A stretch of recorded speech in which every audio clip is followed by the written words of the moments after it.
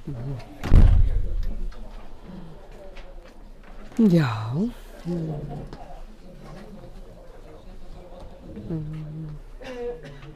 Góðan dag og velkomin í þessa málstofu í félags- og hagsögu. Þetta næst síðasta málstofa þessa misseris. Eftir 2 vikur ætlar Hrafnhildur Lárusson að tala kosningabaráttu fyrir alþingiskosningar á landshöfðingjatímanum. Og þá verðum við, sem sagt, það 2. desember, þá verðum við hérna út í 8 í stofu 101 því að þá er prófatíminn byrjaður í þessu húsi. En í dag erum við með góðan gest, það er Ólöf Garðarsdóttir, prófessor í félagssögu og forseti Hugvísindasviðs og hún ætlar að tala vesturheimsferðir en Ólöf hefur rannsakað þær ásamt hún hefur verið í fólksfjöldasögu og fjölskyldusögu, heilbrigðissögu, sögu menntunar og barnæsku og kynjasögu og alls konar. Hún hefur komið víða við. En fyrirlesturinn í dag kallar Ólöf þverþjóðleg tengsl, ólíkar birtingarmyndir vesturheimsferða á 19. öld og ætlar að tala eins og venja mér í cirka hálftíma kannski og síðan erum við með góðan tíma í umræður. Ólöf, gjörðu svo vel. Og svo er mér sagt að ég sé eitthvað svona tilraunadýr hérna. Við erum að prófa einhverja græjur sem að Guðmundur er búinn að fjárfesta í. Þannig mér er streymt. Ég veit ekki alveg hvert en það er allavega verið að gera tilraunir með þetta streymi.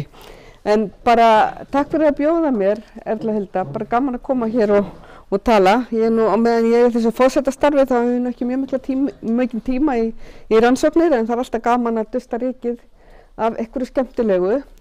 Og ég hafði nú reyndar svona hugsað mér að komast aðeins lengra með þetta verkefni áður en ég kæmi hingað. En ég hef eins og Erla að segja, ég hef svo lítið verið að skoða vesturheimsferðir gegnum tíðina þó að það sé ekki mitt aðal rannsóknarefni. En þá hefur mér alltaf fundist þetta spennandi því að ég svona snerti aðeins á þessum hlutum þegar ég var bara strax í BA-náminu og þess með fólksflutningar svo spennandi og eldist við fólk í hinum ýmsu heimildum þvers og kruss landið.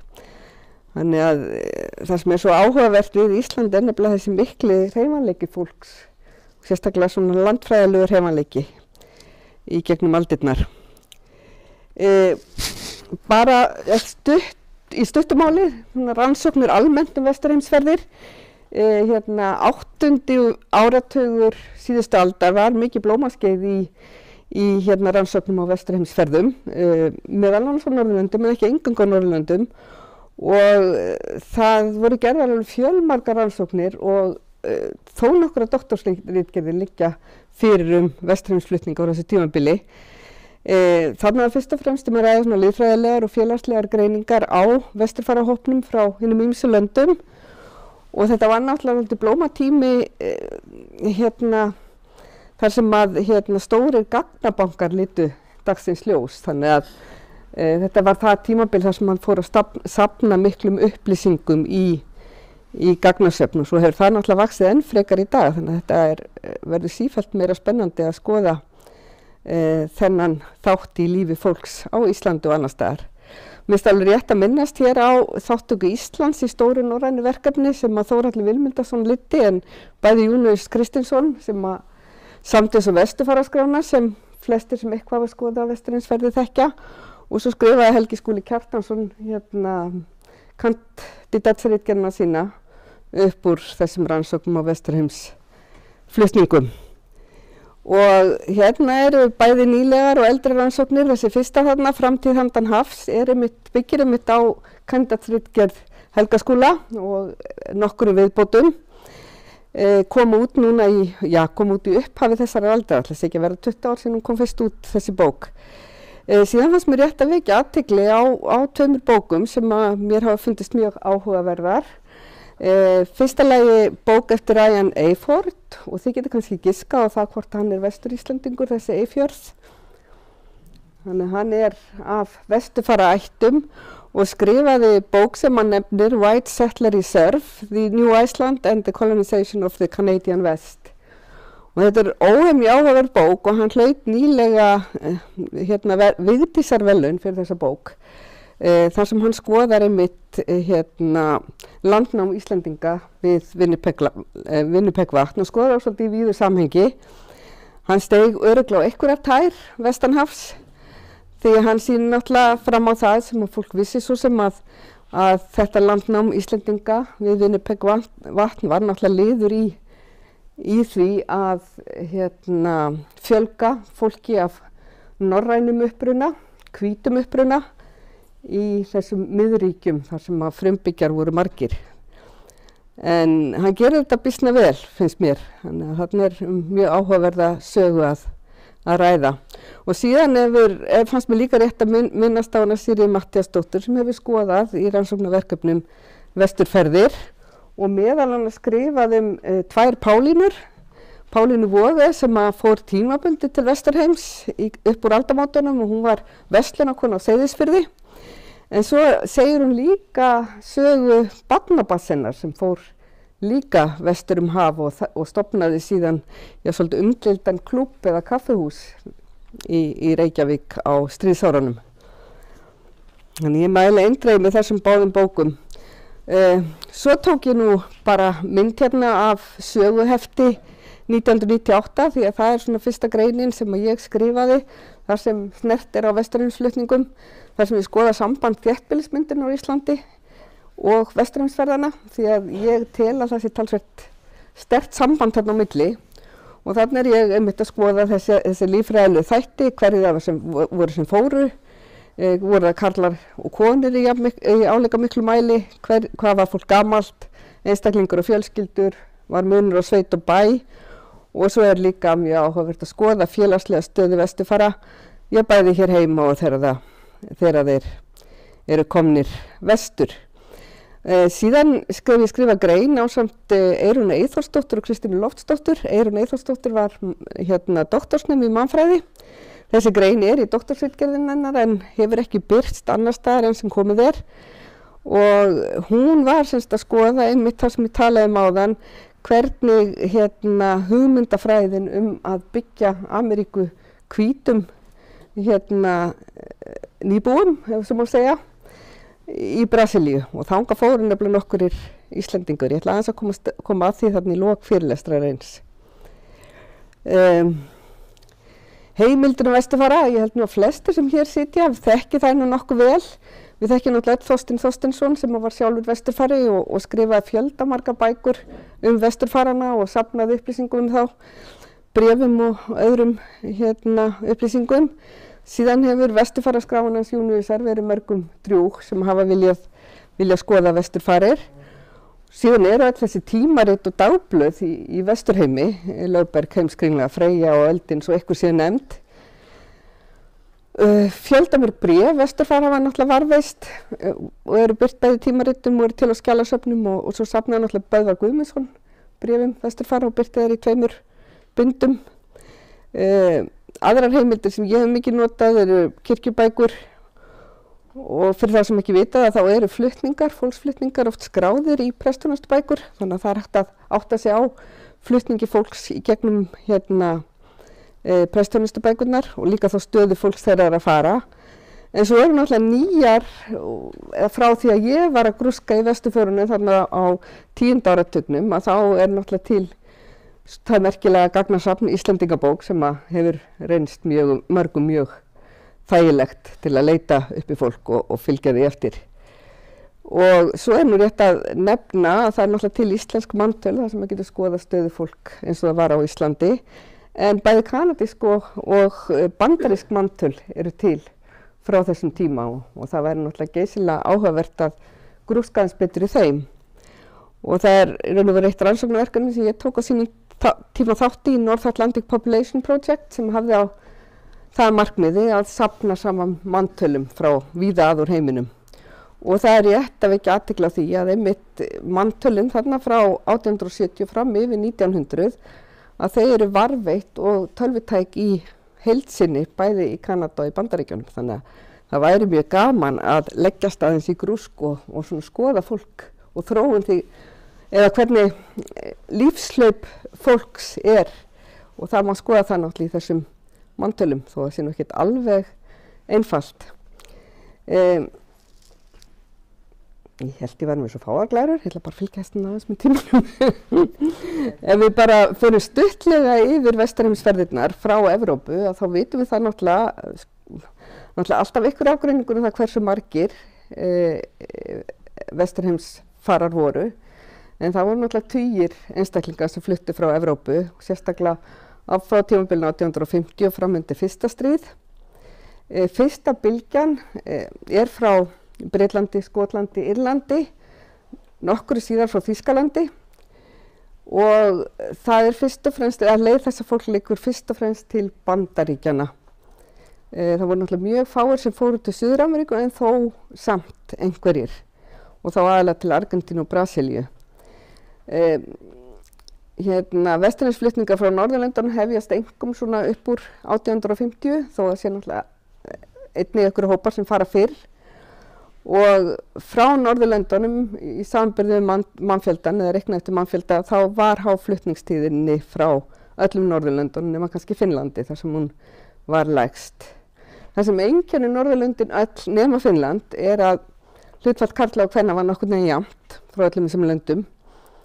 Það sem einkenndi flutningarna sérstaklega framanna frá þessum löndum að heilar fjölskyldur og jafnvel heil heimili fluttu vestur haf. Með gömlu og niðursetningin og vinnukonurnar og allt bara heila heimilið. Þegar fyrir að líða vesturheimsflutningarna þá verða einstaklingsflutningar algengari. Frá Íslandi hefjast vesturheimsflutningar heldur seinna en frá hinum Norðurlöndunum og raun og veru ekki fyrir 1870 þó að sé dæmum tiltölulega umfangslitla flutninga meðal annars mormóna sem fóru til Utah og svo þessa ágætu Brasilíu fara sem fóru þarna á 1863 og svo aftur 1873. Konur meira segja heldur fleiri en karlar frá Íslandi, þannig að því leitin erum við lík og jafnvel með aðeins yktari mynd heldur en hinn Norðurlöndin. Fjölskylduflutningarnir eru algengir en það flytjast líka margir einir. Og svo eitt sem einkennir Ísland sérstaklega samanborið við hinn Norðurlöndin að Íslendingar fara frekar til Kanada heldur en til Bandaríkjanna. Og þeir sem flytja vestur haf koma fyrst og fremst frá Austur- og Norðurlandi. Bara sýna ykkur þessa, nú hún meira svo ensku þessi glæra hjá mér, en hún sýnir í raun og veru hlutfall karla í hópi vesturfara og þarna sjáum við að Ísland neðsta línan þar sem að karlar eru þarna allavega tíma nokkru færri heldur en konur í hópi vesturfara. Þetta bara prósentutölur, 50%. Og svo þetta með Kanada og og Bandaríkin. Þið sjáu þarna, þetta eru gögn sem voru unnin væntanlega af þeim Helga Skúla og Júníusi í þessu norræna verkefni sem þeir voru í. Þannig að þetta var birt þarna einhvern tímann upp úr 1980 og þarna sjáu þið að frá öllum löndunum nema Íslandi eru Bandaríkin, eða fólk fer til Bandaríkjanna í langmestu mæli. Það alltaf 97% frá Svíþjóð sem flytja til Bandaríkjanna og frá Íslandi fara 84% vesturfara til Kanada. Og hvers vegna Kanada? Það spurning sem maður getur spurt sig. Ég held að þarna sé fyrst og fremst tímasetningun að ræða. Það að draga úr flutningum til Bandaríkjanna á þessum tíma og upp úr 1870 og það þarna svona erfiðar efnahagslegar aðstæður á þessum tíma í Bandaríkjunum og þetta akkurat á þeim tíma þar sem rekin áróður meðal kanadískra stjórnvalda fyrir því að fólk flytji til Kanada frá norðanverðri og mið-Evrópu. Þannig að það þarna sett lög upp úr 1870 sem nokkuð sambærileg við lög sem voru sett 20 árum áður í Bandaríkjunum sem að gera ráð fyrir því að það sé hægt að gefa fólki frá tilteknum svæðum land til ábúðar eða heil landsvæði líkt og var við Winnipeg vatn og þetta einmitt það sem Ryan Eyford skrifar og síðan var allavega á tímabili var borgað fargjaldið fyrir fólk sem að flytti þarna vestur á bóginn á sléttundan miklu við Winnipeg-vatn. Og á þessum tíma eru líka agentar sem að eru bæði staðsettir á Íslandi og það eru þannig líka einhvern fulltrúar agenta sem eru reka áróður fyrir Kanadaferðum. Og ég held nú reyndar að flestir gerir sig grein fyrir því að Vesturheimsferðir voru langmestar frá framanna, frá Austurlandi en svo líka frá Norðurlandi. Og þetta er vesturheimsflutningar eftir brottfararsýslu vesturfaranna og þið sjáu þarna að Norður-Múlasýsla, þaðan eru flutningarnir langmestir og það eru árlega að meðaltali 14 á hverjum 1000 íbúum sem flytja úr Norður-Múlasýslu á þessum tíma. Eða fleiri en 14 af 1000. Þarna er aftur þessi mynd sem ég sýndi ykkur áðan, lengst til vinstri og svo eru 2 næstu tímabil og það sést að það fjölgar örlítið annar staðar á landinu en áfram eru Múlasýslurnar mjög háar. Þangað til í raun og veru þarna eftir aldamótin 1900 og þá dregur bara almennt séð úr vesturheimsflutningum og þá sérstaklega þarna á Austurlandi. Mér langaði að taka, áður en ég held áfram svona að grúska eins í tölum vesturfara, að taka dæmi sem er svona nokkurn veginn að handahófi úr vesturfaraskráni og eltist í við bæði fjölskyldur og einstaklinga og þetta eru 6 af þeim einstaklingum sem fluttu frá Seyðisfirði árið 1903 og við getum veltið fyrir okkur, þetta dæmigerðir vesturfarar á þessu tímabili. Þetta er maður, Eyjólfur Sveinsson, hann er húsmaður á Seyðisfirði þegar hann fer. Hann bjó í Árnessýslu árið 1870 og var vinnumaður þar á nokkurum stöðum. Síðan var hann tómthúsmaður í Útskálasókn í Gullbringusýslu 1890 og bóndi í Bláhúsi í Seyðisfjarðarkaupstað áður en hann fer vestur haf. Konan hans, hún er ættuð úr Gullbringusýslu og var þar 1870 og bjó meðal annars í Reykjavík með móður sinni og hálfsystur og þær fluttu til Skagafjarðar einhvern tímann á 8. áratugnum og þar eru þær 3 1881 og hún verður sem sagt svo aftur húskona á Litlahólmi í Gullbringusýslu 1890 og húsfreyja þegar hún er orðin gift þarna Eyjólfi. Þannig að þið sjáið að þetta er ansi mikið flakk á þessari góðu konu. Og þeir fóru þarna til Vesturheims frá Seyðisfirði 1903 og þar starfar Eyjólfur lengst af sem trésmiður, síðar bóndi og smiður og það eru þarna svo litlar upplýsingar sem að finnur börnin þeirra. Sonurinn er verkamaður og síðan lyftuvörður í Winnipeg og dóttirinn starfar sem innverkakona tíma í Winnipeg. En ég hef litlar upplýsingar fundið 2 yngstu börnin sem fóru með þeim. Og það sem maður náttúrulega velti fyrir sér þegar maður er svona að grúska í þessum einstaklingum sem eiga sér bara alls konar sögu og velti maður fyrir sér, einhverja einkenni sem að þetta fólk á sameiginlegt sem að tekur sig upp og flytur bara á milli heimsálfa. Gerir sér fullkomlega grein fyrir því að það er enga líkur að það flytur nokkuð tíma tilbaka aftur. Munur á sveit og bæ eða sveit og þéttbýli og hverjar eru þá ástæður flutningana? Hversu mikið, hver er landfræðileg hreyfanleiki þessa fólks áður en það fer til Ameríku? Eins og við sáum þetta fólk til dæmis hafði verið á miklu flakki allar jarðir áður en það fór til Ameríku. Þetta er náttúrulega alltaf líka spurning ættar og félagstengsl. Við vitum náttúrulega af þessum bréfum sem koma frá Ameríku að þar er mikill áróður rekinn fyrir Ameríkuferðum og fólk hvetur vini sína og ættingja til þess að feta í fótspor þeirra. Svo eru náttúrulega efnahagslegar aðstæður bæði á upprunastað og á áfangastað sem hafa áhrif á þennan vilja fólks til að flytja. Í erfiðu árferði að þá ef við tölum bara erfiðast árferði þarna, bara öskugosið sem hefur verulega áhrif í uppsveitum Múlasýsluna, að fólk flytur þá niður til sjávarsíðunnar og sér sig kannski, hefur litla möguleika til þess að bæta stöðu sína nema einmitt bara fara vestur haf. Og svo náttúrulega eru þessir agentar sem eru hérna að smala fólki til þess að fara til Vesturheims. Og ég hef svona svolítið verið að skoða og þá einblínt aðallega á 2 hreppa sem þar sem að vesturfarar voru, þaðan sem vesturfarar voru margir. Annars vegar það bara svona dæmigerður Strjálbýlssveitarhreppur, Jökuldals- og Hlíðarhreppur, sem náttúrulega bara í nágrenni Öskju. Þannig að hvers konar fólk fór þaðan og hvenær voru flutningarnir mestir þaðan.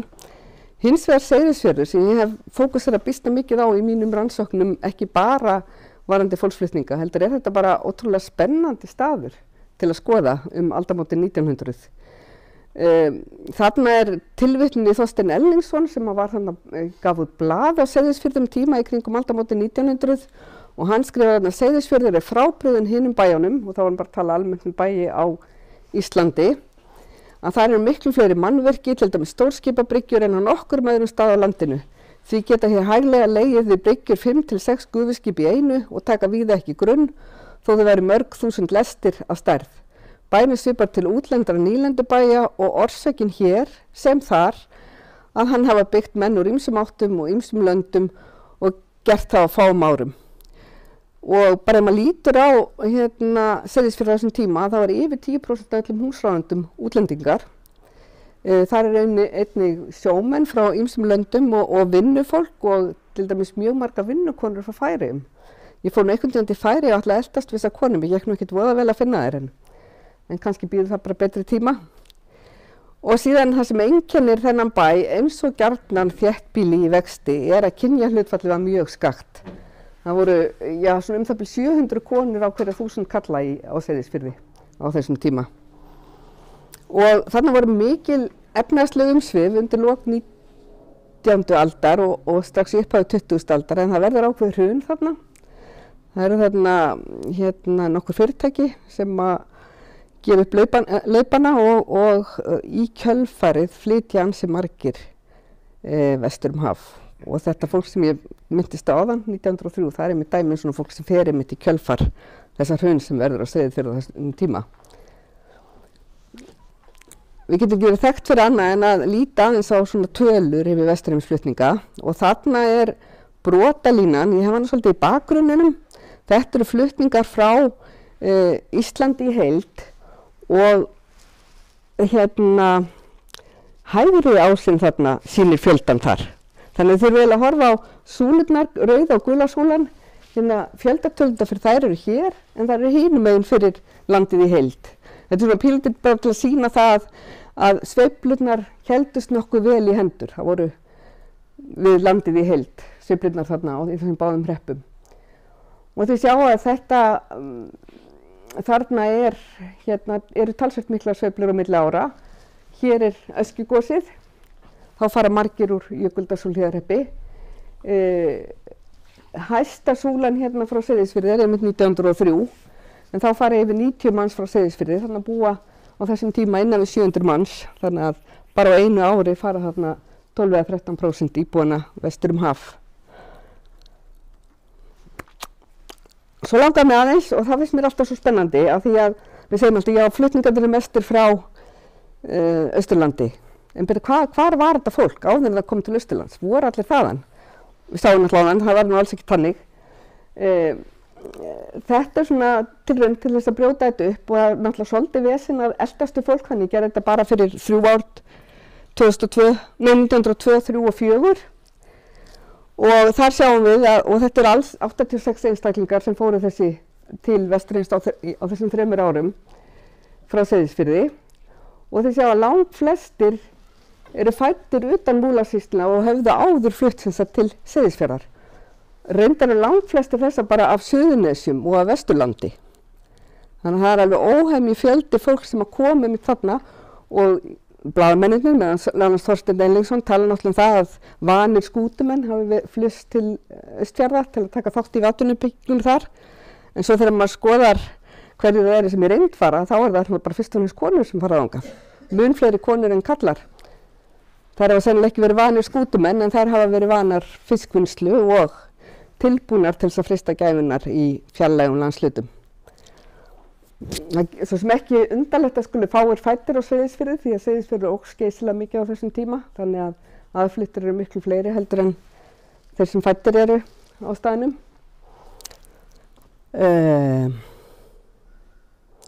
Svo þetta með hvernig flytur maður? Flytur maður einn eða flytur maður með fjölskyldunni sinni eða flytur maður bara sem einstaklingur í stóru heimili? Og ég byggi þetta alfarið á vesturfararskrána. Það fólk svolítið raðað eftir hvaðan kemur og í hvers konar forholið það við aðra vesturfara sem fara frá sama stað á þessum tíma. Og eins og ég sagði áðan, það fara flestir í hópi fjölskyldu en þetta hlutfall þeirra af öllum vesturförum sem fara einir. Það allavega ekki sjáanlegt að þeir fari með neinn með sér og þarna sjáum þið annars vegar Jökuldals og Hlíðarhrepp. Þar eru svona bilinu 21–25% vesturfara sem fara einir vestur haf, hinir fara með fjölskyldum og frá Seyðisfirði þetta hlutfall miklu hærra, sérstaklega seinna tímabilið þar sem 43% fólks fer eitt frá Seyðisfirði, þannig á tímabilinu 1890–1909. Síðan þessi spurning konur karla. Nú ég bara að skoða þá sem fara einir og hlutfall kvenna af þeim. Og þarna sjáum við líka að frá Jökuldals og Hlíðarhreppi fer fólk fara konur síður einar heldur en kallar. Það hefur reynda hækkað mjög mikið hlutfallið þannig á milli tímabila. En ef við lítið til Seyðisfjarðar þá á fyrra tímabilinu næstum því helmingur þeirra sem fara einir vestur haf eru konur og 2/3 seinna tímabilið. Þannig að það mun fleiri konur sem flytja einar vestur haf heldur en karlar á þessum tíma. Og mér svolítið mikilvægt að halda því til haga að það hafa ýmsir skrifað kynjahlutföllin í þessum vesturheimsflutningum á þessum tíma og benda á að sá munur sem á milli karla og kvenna að þessu leyti felst gjarnan í því að karlar hafa ráð á því að fara beint úr sveitinni. Guðmundur Jónsson hefur náttúrulega rannsakað vinnufólk á Íslandi og kaup vinnukvenna var náttúrulega miklu lægra heldur en karla. Þannig að karlar höfðu gjarnan ráð á því að fara bara beint úr sveitinni í vestur haf og meðan konur þurftu að fara tímabundið og safna sér fyrir ferðinni annars staðar. Þannig að það ábyggilega hluti af þessari skýringu. Og svo langar maður aðeins svona að því ég verða búin með tíman að vísa í konu sem ég hefur verið miklu uppáhald hjá mér og þetta er eldgömmul tilvitnun í hana og hún hefur skrifað svolítið konur sem flutti til Vesturheim og ég ger ráð fyrir að þið skiljið öll sænsku. Jeg blir argt og jeg tenker på de stakkars flickor som skulle vara slavar.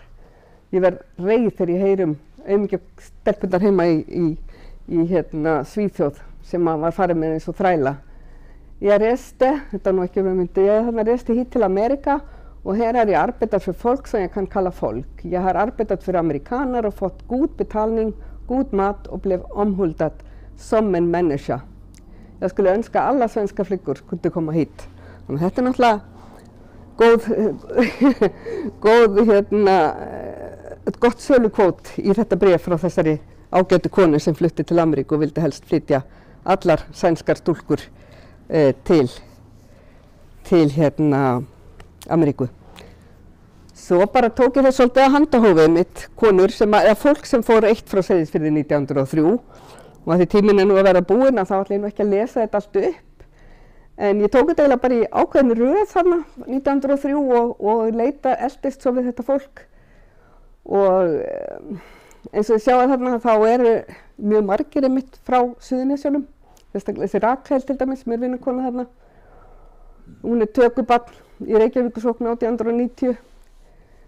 Svo þessi Hallfríður sem reyndar frá Múlasýslum. Hún fósturdóttir hjóna þarna.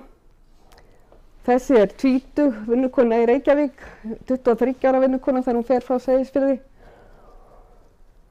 Já, og svo þarna fólk frá sem kemur frá nágrenni Akranes, Garðarsókn í Borgarfirði held ég örugglega alveg við Akranes. Og einn kall þarna sem já, var vinnumaður og lærlingur í trésmíði þarna rétt áður en hann flutti til Seyðisfjarðar. Ok, hverjar eru þá megin niðurstöður þessa erindis? Eins og við mörg vissum þá Kanada algengasti viðkomustaður Íslendinga. Austur- og Norðurland sá staður sem flestir fluttu frá. Kynjahlutfallið jafnt en það munur á sveit og bæ. Mun algengara konur flytji beint úr bæ heldur en karlar. Fjölskylduflutningar eru líka algengir en fólk úr þéttbýli var algengara til að flytja einsamalt. Og síðan það sem við höfum kallað bæði þrepaflutninga og keðjuflutninga eru algengir. Það sem sagt algengt þrepaflutningar að fólk flytji ofta milli staða áður en það flytja vestur haf. Og keðjuflutningar, það átt við með því að fólk flytur oft í kjölfar einhverja sem það þekkir sem hefur farið. Við vitum það náttúrulega líka af þeim bréfum sem við höfum séð og bara af þeim tengslum, ættartengslum sem eru á milli fólks. Og svo langar mig bara með einni stuttri lokaglæru að sýna ykkur dæmi fjölskyldu sem var mjög hreyfanleg. Allavega eftir hún flutti vestur haf. Við vitum það náttúrulega margir af þessum fór til Kanada, þeir flutti gjarnan til Bandaríkjanna í kjölfarið eða öfugt. Þannig að fólk fór svolítið fram og tilbaka, bæði innan Kanada og utan. En hér ég með svolítið skemmtilegt dæmi finnst mér af svona þverþjóðlegum flutningum. Árið 1863 fóru 4 íslenski kallar til Brasilíu til þess að í raun og veru undirbúa jarðveginn fyrir fleira fólk sem átt að flytja þangað. Við vitum það að við skoðum þessa flutninga að það ætluðu 500 manns að fara til Brasilíu upp úr 1870 til að sameinast þessum 4 körlum sem að byggja þarna fyrir. En Allan Line og agentarnir fyrir flutningum til Kanada plötuðu nú ýmsa til að fara frekar til Kanada heldur en til Brasilíu. Við sjáum það bara á þessum listum sem var yfir þá sem ætluðu til Brasilíu. Þeir fari í raun til Kanada mjög margir. Og þarna dæmi einstakling, einn af þessum 4 einstaklingum sem flutti 1863. Faðir hans flutti til hans 10 árum síðar og 4 systkin hans, en mamma hans var eftir. Og hún lifði þarna í mörg ár eftir að fjölskyldan fór vestur haf, en 2 af dæturmennar urðu eftir með henni. Ein af þessum dæturum, hún Kristrún, hún fluttist 1876 til Kanada, 3 árum eftir að fjölskyldan hennar fer til Brasilíu. Og 1906, allmörgum árum síðar, að þá flytur einn bróðirinn, það að segja bróðir Kristjáns Guðmundssonar, frá Brasilíu til Kanada með eiginkonu sem hét Elín Jóelsdóttir og 9 börnum þeirra. Og þau bjuggu þarna í Saskatchewan í Kanada. Hann var gjarnan kallaður Magnús Brasilíufarið, þessi kall, skils mér, og svolítið þekktur í þessum vesturheimsfræðum. Ég ætla ekki að hafa þetta lengra. Ég var svolítið 3 mínútum lengur en ég ætlaði.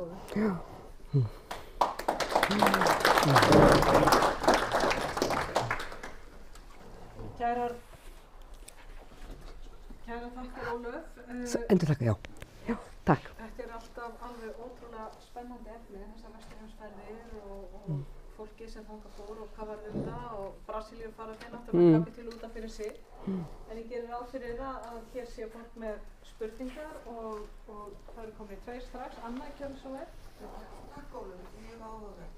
Og var þetta betra, þetta búið að kanna, var þetta betra líf? Ég hugsa allavega þessar vinnukonur frá Seyðisfirði. Hefur þið fylgt þeim eftir, gátaði strax út, fá þessi myndarlega ímenn þarna og hafa það gott, ólíkt því sem þarna örlög þeirra hefði hugsanlega verið á Íslandi. Ég nefnilega að lesa bókina Píparmeyjar eftir Sigríður Þorgríms, frábær bók. Já, einmitt. Og þess vegna ég hugsa þessar konur. Guðmundur bað mig að endurtaka spurninguna og veltaði fyrir sig hvort að líf þeirra var orðið jafn gott og kannski þær gerðu ráð fyrir, eða hvort að draumarnir hefðu ræst betra líf. Já, þetta eiginlega það sem ég langar til að gera. Núna náttúrulega ég bara sviðsfósitt í ár í viðbót, þannig að ég sé fyrir mér svolítið að eldast við þetta fólk, því að eins og ég sagði áðan, þá til þessi kanadísku mantöl og þar getur maður bara fundið fólk hvar það og sér hver staða þeirra Sko með Brasilíufararnir skoðum við mjög vel og þeirra líf greinilega mun betra heldur en það var á Íslandi á þessum tíma, enda fara þeir á tímabili sem mjög erfitt sérstaklega þarna á Norðurlandi þaðan sem fóru. Sko ég held að það hluti hafi verið allavegana sko, hvort það var betra eða ekki og maður veit að náttúrulega það var mikill söknuður heim hjá mörgum eins og gjarnan vill vera þegar fólk flyst. En svona miðað við eitthvað aðstæðurnar voru svona betri í Kanada á þessum tíma og getur manni ímyndað sér að það hafi ræst meira úr lífi fólks en þetta. Eins og þessar konur sem ég var að elta meira hérna innanlands og mér langar svolítið einmitt til að elta þær áfram vestur sko, að það er búin að flytja hérna fram og tilbaka og sko það flytja einmitt frá gjarnan Suðurnesjunum að því það er ákveðin kreppa þar í lok aldarinnar og það farið á Seyðisfjörð og þar er bara alltaf blússandi ferð og nóg að vinna hafa og bara lífið ábyggilega mun betra heldur en það var áður. En svo bregðast þær forsendur og þá hugsa ég, guð, á ég að flytja aftur til Hafnarfjarðar eða á ég kannski bara að prófa að fara eitthvað annað sko. Þannig ég held að fólk svona freisti gæfunar en því segi sko, því ég held að það verið kannski verið alla vegana og lífið að þau fóru mjög mörg til Winnipeg frá Seyðisfirði og hann ekki dansa rósin lífið þar, það var ógeðslega kalt þarna og harðbílt sko, dánatíðni mikil í byrjun og þess að það sko.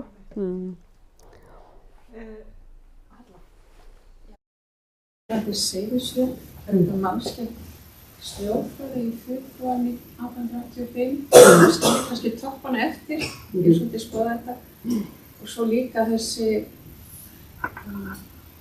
töluhjáður með brottflutningin byggir þetta á vesturheims skráni.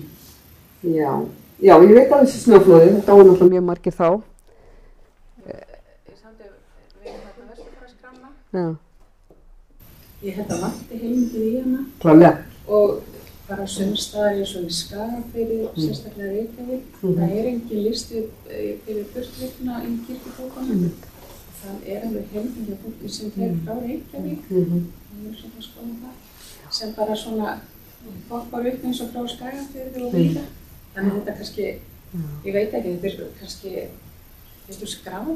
Ég held að þetta sé alveg klárlega og ég veit bara ekki rétt hjá þér því að þú hefur verið að skoða þetta sko að þeir náttúrulega kempa þær heimildir sem þeir hafa bæði Júníus og Helgi Skúli og það verður örugglega alltaf einhverjir eftir og svo finnið þið þessa einstaklinga annar staðar í öðrum heimildum sko þannig Íslendingabók er náttúrulega ríkulegri heldur en Vestfaraskráin er í dag sko en ég myndi samt segja að ég fór í gegnum allar kirkjubækurnar í Seyðisfirði og þar er bara mjög ítarlegir listar yfir brottvikna sko og hvar þeir byggu þegar þeir fara á þess að það. Þannig ég held að skráningin þar var alveg ofboðslega góð, bara talsvert fram eftir 20. öldinni. Þannig að það eigða í einhverju áratugum frá 1885 á Seyðisfirði. Já, einmitt. Ég er náttúrulega fyrst að skoða þarna 10. áratuginn og fyrstu á 20. aldarinnar sko. Þannig ég hef ekki fókusera svo mikið á einmitt. Það er 14.000 Jú, tæplega 15.000 15.600 eitthvað þegar ég mæli. Ég held að vantar fleiri þúsund. Já, alveg örgulega. Sigurður Gylfi? Já, takk fyrir Ólöf. 2001 gáum við Garðirðu bók sem heitir Burt og meir en bæinn. Það sem við gáum út sem sagt dagbækur frá Vesturheimsförum. Alveg rétt, og skrifuðum 2 langa kafla af þessum dagbækurnar sem birtust. Já, einmitt. Og svo aftur svona Vesturheims rannsóknir, bæði íslenskar og erlendar. Já, einmitt. Síðan eru við 25 ára. Já, einmitt. Ég er bara forvitin að vita að ég var ekki fylgst með því sjálf. Getur við treystið til þess að segja okkur hvernig þessar rannsóknir hafa þróast á síðustu 25 ára? Ég var einmitt að reyna að rifja upp hvað þið hefði skrifað og fann það að því ég var náttúrulega bara svona síðustu stund að henda þessu saman sko. Já. Og svo aftur bara í alþjóðlegu ljósi. Já, einmitt. Hvað er þetta ekki tíma? Já, hvað á ég að segja? Já. Sko ég held að við nefndi náttúrulega hann Ryan Eyford sko, með hans rannsókn sem er alveg geysimerkileg Ég held að Vesturheimsferðirnar, þær voru náttúrulega alveg, það var rosalega blómaskeið um þetta 8. áratug 20. aldar. En svo hafa náttúrulega komið bara meira stakar rannsóknir á lífi fólks. Þannig að það er meiri fókus á einstaklingana. Einmitt af því maður hefur betri upplýsingar, sko. Að þessi risastóru gagnagrunnar, eftir því sem maður hefur bara hlaðist utan á þá, alls konar upplýsingar og alls konar heimildum, þá getur maður miklu auðveldar. Einmitt eins og bara, ég var náttúrulega þegar ég var að grúska í þessu fyrir 2000, þá var ekki til Íslendingabók eða allavega ekki til á netinu og maður var bara að fletta í kirkjubókum og já, þessi lítur hafa komið þaðan og þess að það, sko. Þannig að það var rosalega mikið verk að eltast í fólk. En núna bara þegar þetta er orðið, þetta, að þá finnst mér þetta einmitt að það sé miklu verið spennandi að fara að skoða einmitt onni kjölinn, sko, hver afdrif fólks voru, alveg eins og Anna var að spyrja að því það eru líka heimildir þarna í háskólanum í Manitoba, sko, Íslandssafni þar, og það eru alls konar bréf og það eru heimildir sem maður getur skoða. Hvað einkennir bók Report sem var til verðlauna núna? Hvað einkennir núna? Já, hvað einkennir hans verð? Hann er bara, hann er fyrst og fremst eins og ég sagði, hann er að dregur svolítið fram í dagsljósið kannski hluti sem að Vestur-Íslendingar eða afkomendur Vestur-Íslendinga hafa ekkert endilega vilja horfast mikið í augu við. Það er að segja að þeirra hvítleikinn. Þannig að þeir eru svolítið liður í því að byggja Kanada og svo fyrir Bandaríkin, það var sama sem gerist í Bandaríkjunum, í miðríkjunum upp úr 1850 og fram yfir 1860 þegar var verið að byggja þessi landsvæði hvítum íbúum. Og sama gerist þegar það var í Brasilíu, þetta var svolítið liður í því. Þeir kom ekki fólk frá Þýskalandi til Brasilíu en líka frá Svíþjóð til þess að í raun og veru að byggja þessar heimsálfur hvítu vestrænu fólki, sko. Þannig að það er eiginlega það sem er áhugavert við hans, en hann fer líka svolítið á dýptina og skoðar einstaklinga. Og mér finnst einmitt, sko, það sem þegar maður er að skoða núna ýmsar heimildir eins og til dæmis bara ljósmyndir og teikningar, það var alltaf svolítið áhugavert að skoða og hann var einmitt með eina mynd sem hann sýndi þegar hann hélt fyrirlesturinn sem hérna út af þessu Vigdísarverðlaunum, að það er þarna sýnt alveg hellingur af fólki en mun fleiri karlar en konur og eiginlega engin börn. En hann náttúrulega er búinn að grúska í þessu og það voru mun fleiri börn hann aldrei nokkuð tíma fullorðnir því að fólk kom þarna með alveg hópa af börnum, sko. Þannig að oft þessar eldri heimildir og eldri frásagnir að þær kannski fela mjög mikið af þeim veruleika sem að blasti við mörgum. Þannig að ég mæli eindregið með að lesa hann Eyfjörð. Hann er mjög áhugaverð bók sem maður les. Og þetta er í raun og veru þetta skip hérna, að það er eiginlega skipi sem að þau komu á þarna, fóru upp þannig Rauðána frá Winnipeg og inn í Winnipeg vatn. Þetta er mjög áhugaverð, þetta er sagan líka, geymdin er, sko, að þeir taka svo skjól við eitthvað klett. Það er mjög kalt þegar þeir eru að sigla þarna inn á vatnið og eru þar í skjóli og hvað gerist þarna með þeir í skjóli við þennan stein, að það fæðist náttúrulega barn sem er fyrsti Íslendingur náttúrulega í Gimli.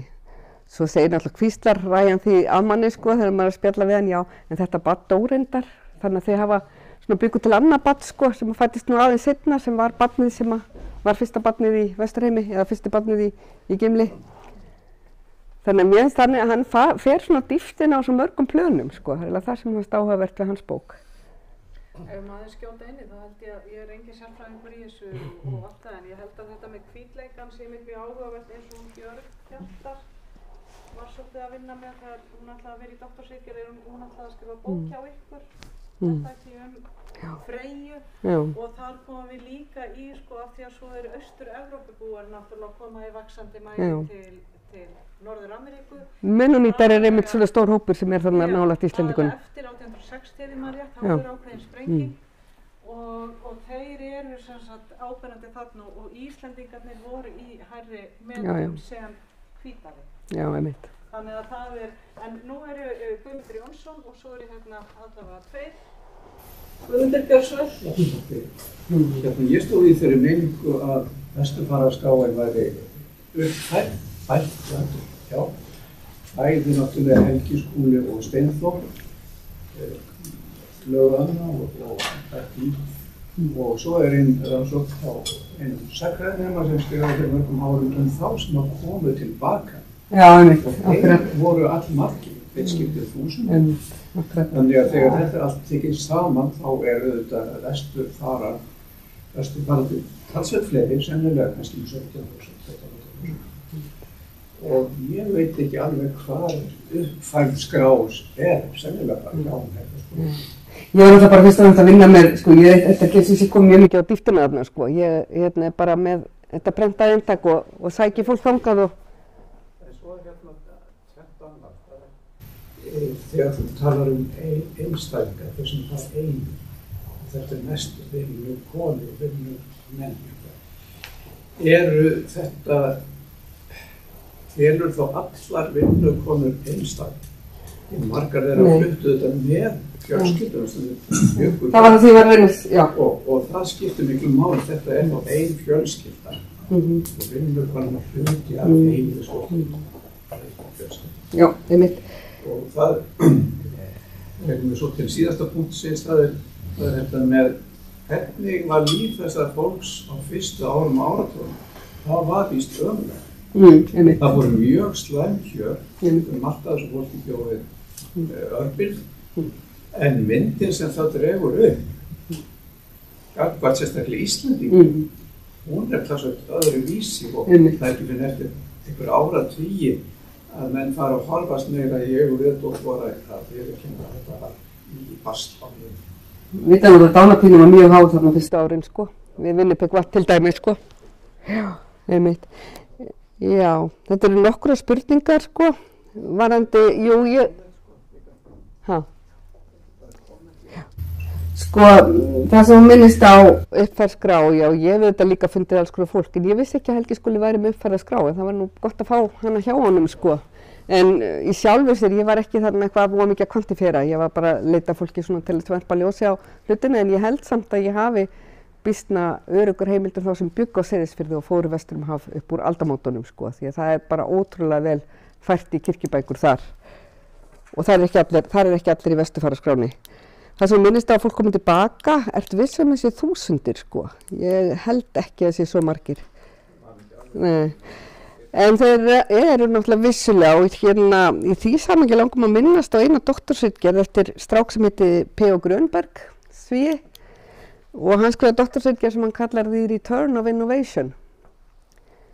Þannig að hann í raun og veru fylgir eftir fólki eða hann eldistu fólk sem kemur aftur til Svíþjóðar með einhverja þekkingu.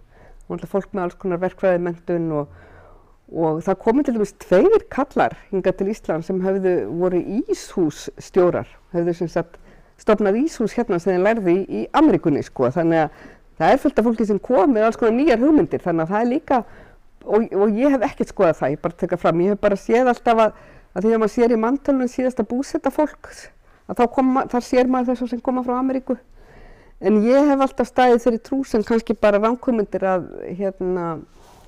það hefur hlutfallslega færri komið aftur heldur en á hinum Norðurlöndunum. En ég segi, ég hef ekki rannsakað það, en það er svona mín svona tilfinning á að hafa legið í þessum heimildum talsvert mikið, sko. Var ég búin að svara allir spurningunum frá Guðmundur, minnst þess að ég hafa glemt ykkur einu? Já, mér langaði pínlítið bara nefna af því að þú veit með Sigríði Matthías hér, að það er eiginlega tvennt bara í því sem er verið að nefna hér sem skiptir máli. Pálína Voge, hérna eldri, að hún, er einstaklingur, en hún fer samt með frændkonu. Já, það er það að segja það mitt, já. Hún fer með frændkonu, en svo kemur hún einmitt aftur og það sem Sigríður hefur verið að gera með þessa Pálínu og var áður að skoða með fleiri konur, einhleifarkonur sem fóru til Bandaríkjanna og svo hefur hún verið að vinna með Auðmar Bourdieu's til þess að skoða hvernig það er að koma með þekkingu, kannski sjálfstraust í rauninni, svona til þess að gera hluti sem kannski konur voru ekki að gera eða voru ekki taldar að hafa þekkingu eða færni til að gera. Þannig að það er eitt af þessu sem að þetta verður að koma tilbaka. Þannig að sögurnar eru ábyggilega jafn ólíkar og fólki er margt á mörgu leyti, sko. Já, ég hugsa það. En það sem að Guðmundur minnst á, hún var fatt aftur, ég var ekki búin að svara alveg öllu. Þegar þú segir, vinnukonur fara þar allar einar, nei, þar fara ekki allar einar. Í vesturfararskráni er fólk talið upp eftir heimilum. þannig að þær vinnukonur sem að fara, sko það bara talið upp hreinlega húsbóndinn, eiginkonan, börnin og vinnukonan og ég hef bara gert ráð fyrir því að þessar vinnukonur og vinnumenn og niðursetningar sem eru taldar í beinu framhaldi á þessu sama ári frá sama bæ að það sé að fara í hópum, sem sagt á heimilum og vinnukonum. Svo annað, ég sá það eiginlega meira þegar ég var að grúska þessum Brasilíuförum því ég var að getur að vera þessi mikið það þarna á Seyðisfirði og Jökuldalnum að þegar maður fer að skoða fólkið og það sérstaklega mitt þarna á Norðurlandi eftir 1860 þar sem árferði var svo slæmt að það sér maður samt að það einhver sem fer frá einhverjum bæ og svo áttar maður að því að eiginkonan eða kærastan að fara frá einhverjum öðrum bæ. Þannig það ábyggilega svoleiðis dæmi líka sem maður sér ekki að fólk hafi verið í raun og veru í sundur, fjölskyldur og farið bæði til Ameríku ýmist samtímis eða með einhver ára millibili. Þannig að þetta fá okkur að nákvæma ímynd eða hugmyndum einstaklingsflutninga, fjölskylduflutninga, ég held að það sé kannski erfitt sko. Já. Það heldur það sem ég hef kennið og það er eftir að maður kennið að það í áratuginn og svona smá komið að ég held að svona flutningar séu oft vegna þess að það er hefni þessar sem flytur. Þannig að Kristján Dannemokur vildi fá hollenska skipasmiði til danskans og konungsdæmisins til þess að efla atvinnulífið. Og eins var það í fornöld, sko, þegar Grikki finnum stafrófið þá voru það bara snilldar svakalega verðmenn og þarna sirkasísku borgar á þrælamarkaði í Damaskus að þeirra voru mörgum sinnum verð meiri heldur en afrískar konur sem voru nefnir af þess að sirkasísku voru betur menntaðir. Þannig að þessi tóttjóta white settlers, þetta hefur lítið að gera með sko húðlitin, þetta hefur verið að gera með húðlitin, þetta hefur verið að gera með það að þeir kunnu stafróf gátum þessi lesið. Ég held að, ég hef ekki skipt með þessu. Svo að það með þessar konur sem fara einar, sko, að amma mín fór nú út og vinkonan hennar frá æðhöfðu, hann komið í vist saman sem stelpum, mestu fjölskyldu sína, og þær fara saman á frækilegri sjóferð með Goðafossi 1920 eða 19 til Danmörk og þær náttúrulega bara fóru einar og ekki neitt, sko. Já, það var alveg mikið slíkar konur. Íris Ellenberger hún skrifa grein konur sem fóru til Danmörku líka, til Kaupmannahafnar. Já, einmitt. Þannig að það alls konar hliðar á þessu, en ég held samt sko að það mjög augljóst af orðræðinni í öllum þessum löndum, þarna vestanhafs, hvítleikin eitthvað sem skiptir máli, sko. Nei, ég ekki sem að sé bara það. Mennonítar voru ágætlega ritfærir, held ég, sko. Já. Það er fjölmargar sagnfræðirannsóknir sem einfaldlega sýna þetta. Eitthvað sem þú vilt segja frekar Ólöf á næsta? Nei. Gátu allir sem vildu fara og höfðu efni á að borga fyrir sig, gátu þeir farið þegar sagt var bless og farið eða þurftu þeir að sækja einhvers konar vegabréf frá sýslumönnum eitthvað svoleiðis. Þurftu þeir að sýna fram á að væri allt í lagi þeir færu skildi ekki eftir sig skuldir og lítil börn eða eitthvað. Gátu þeir bara farið. Eina sem ég get sagt er að ég fann eitthvað af fólki, konur sem voru ekkjur einu sinni, að ég var að vera að skoða með henni Brynju skilnaði og sumar konur sem voru ekkjur, þær voru í raun eiginkonur manna sem hefði farið vestur haf og svo var líka til öfugt.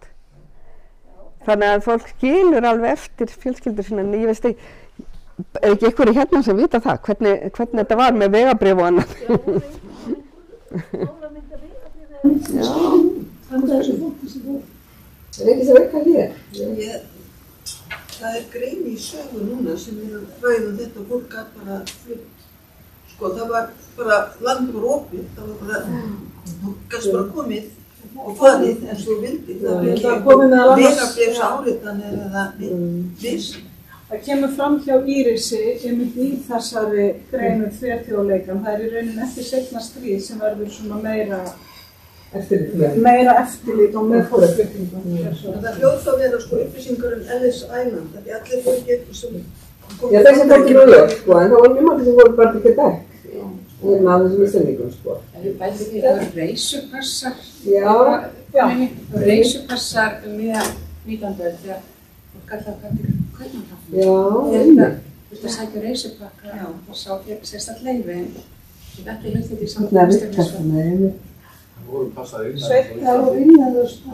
inn að ég var að hugsa Seyðisfjörð og nú segir við að Seyðisfjörður þá einn af 4 stærstu stöðum á landinu, Vatnamóti, og ábyggilega margt af fólki á Austurlandi sem að fara að veita til Seyðisfjörðar.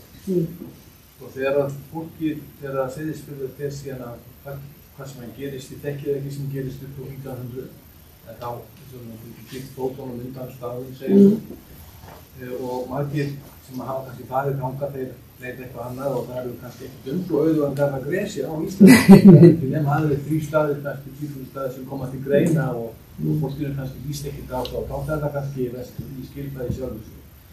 En hefur eitthvað skoðað til samanburðar hvort að hvert aðrir fóru sem fluttu frá Seyðisfirði eftir þessi áföll og fóru kannski eitthvað á aðra staði hér innanlands. Þetta fór á aðra staði, aðra þéttbýlisstaði á Íslandi eða fór það tilbaka í sveitin? Sko ég hef ekki skoðað þetta neitt rosalega markvisst en fólk flutti rosalega mikið sko. Þannig að alveg örugglega svolítið í báðar áttir en það er náttúrulega frekar flótti úr sveitunum og það er að fjölga fólki í bæjunum og já. Einmitt. Reykjavík eða Akureyri eða eitthvað annað. Akkurat. Einmitt, það var bara áhuga, það var Seyðisfjörður sem leggur sig þarna. Það fara allir og hverjir fara vestur haf og hverjir fara annað sko. Og nefnilega því að það er auðveldara núna að einhvern veginn skoða þetta held ég sko. Það er ekkert endilega gengur illa. Lendir í erfiðleikum, það er náttúrulega barnadauði og harðir vetur og atvinnu ástandið er erfitt og svo framvegis. Og það er ekkert mikið að segja frá, það segir kannski frá seinna. Það var að koma út núna 5 binda verkefni Eymund í Skaftafells-Sýslu. Hann held í nokkur ár í Kanada. Alveg síðast, þá fer hann að skrifa heim og segja. Það hafi verið alveg djöfum. Já, akkurat. Hvers konar fólk hafi farið, þú varst að tala það, sko ég held yfirleitt að fólk sem tekur sig upp og flytur búferlum og það er yfirleitt aðeins meiri tökkur í því heldur en þeim sem verða eftir, allavega ef aðstæður eru erfiðar. Þannig að það er náttúrulega svolítið það sem að þekkir úr innflytjenda rannsóknum, sko, að þetta er fólk sem er tilbúið. Já, en þú varst að gefa merkja á hana síðasta spurningin, ég finnst svo áhugavert efni Ólöf Tálkvins. Ég sá fyrst að það hefði verið þannig að frá í Svíþjóð að fólk þurfti að fá frá prestinum í sókninni í rauninni upp á skrifa þegar það var að fara til Ameríku. Já. Það er ekkert ólíklegt sko. Það voru einu kannski aðilarnir sem voru svona með eitthvað mál sem var skýrt fyrir það. Og náttúrulega fólk þurfti með til hreppa sko, það fylgjuðum eitthvað oft sko. En ég bara já, mér finnst ekki ólíklegt að það hafi verið eitthvað svona skráning á þessu sko.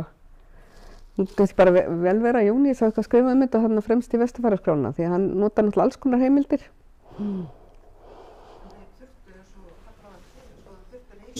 Já, einmitt, akkurat. Já, en kannski varst bara þeim að losna. Nei, þessu varst náttúrulega ekki endilega þeim að losna á alla, maður vildi ekki missa besta fólki úr landi. En nú er klukkan 5. Og ég glemdi að endurtaka spurningarnar, Guðmundur. Guðmundur búin að endurtaka spurningar. Nú. En já, þetta er bara tilraunastreymi. En kærar þakkir Ólöf fyrir erindið og takk fyrir að koma og ég minni á Hallkel Lárusson fyrir 2 vikur. Takk fyrir. Takk fyrir mig.